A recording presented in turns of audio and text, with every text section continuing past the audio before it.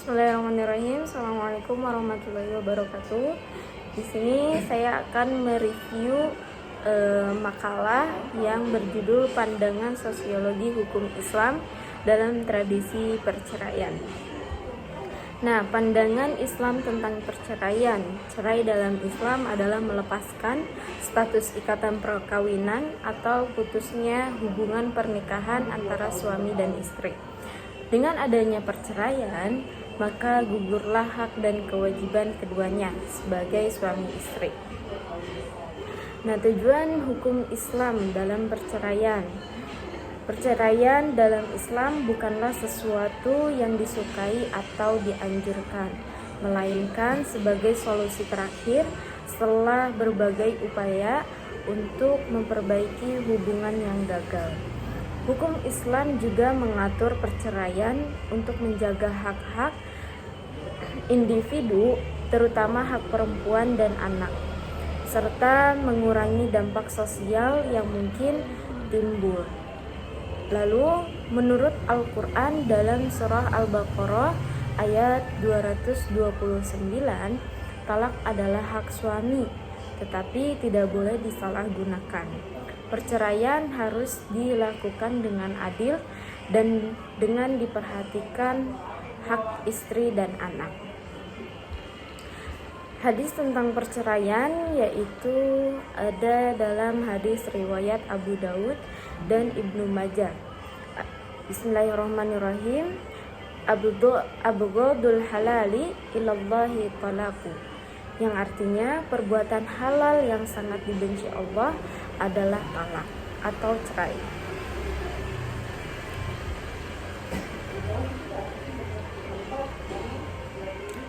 Nah, jenis-jenis perceraian dalam hukum Islam ada 3 jenisnya, yaitu talak, dimulai dengan ucapan suami yang menginginkan perceraian.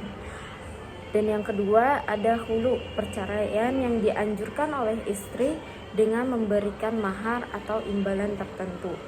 Dan yang terakhir ada fasakh, yaitu pembatalan pernikahan oleh pengadilan karena alasan tertentu.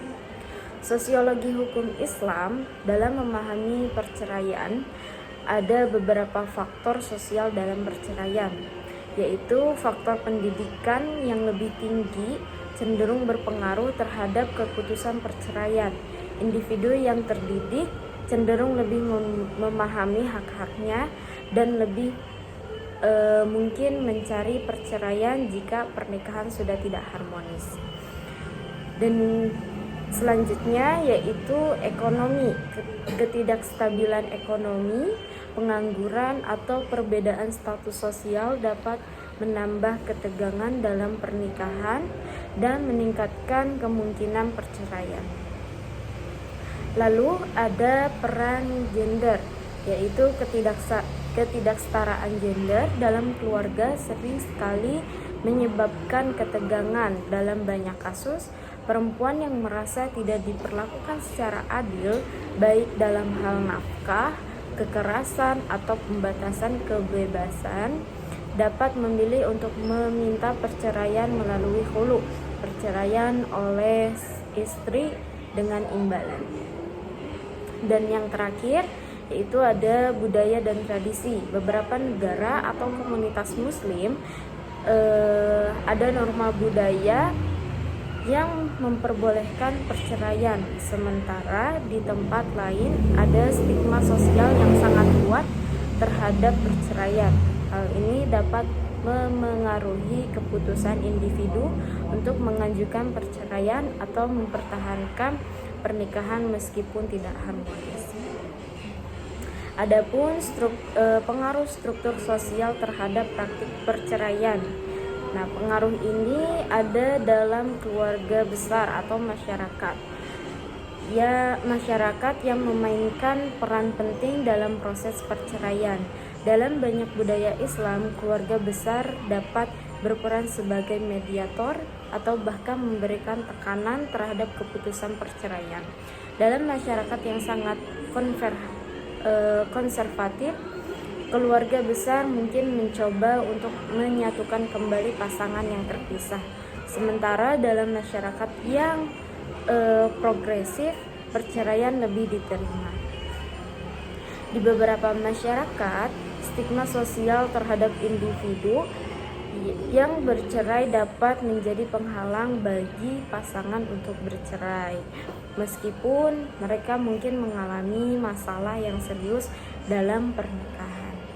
Lalu pengaruh pengadilan agama, dan ada juga dalam banyak negara muslim, pengadilan agama menjadi lembaga yang memutuskan sah atau tidak sahnya perceraian tersebut. Pengadilan agama memiliki peran penting dalam memastikan bahwa perceraian dilakukan dengan adil dan sesuai dengan hukum Islam. Lalu pengadilan juga bertugas untuk memastikan bahwa hak-hak perempuan dan anak dilindungi, termasuk hak asuh anak.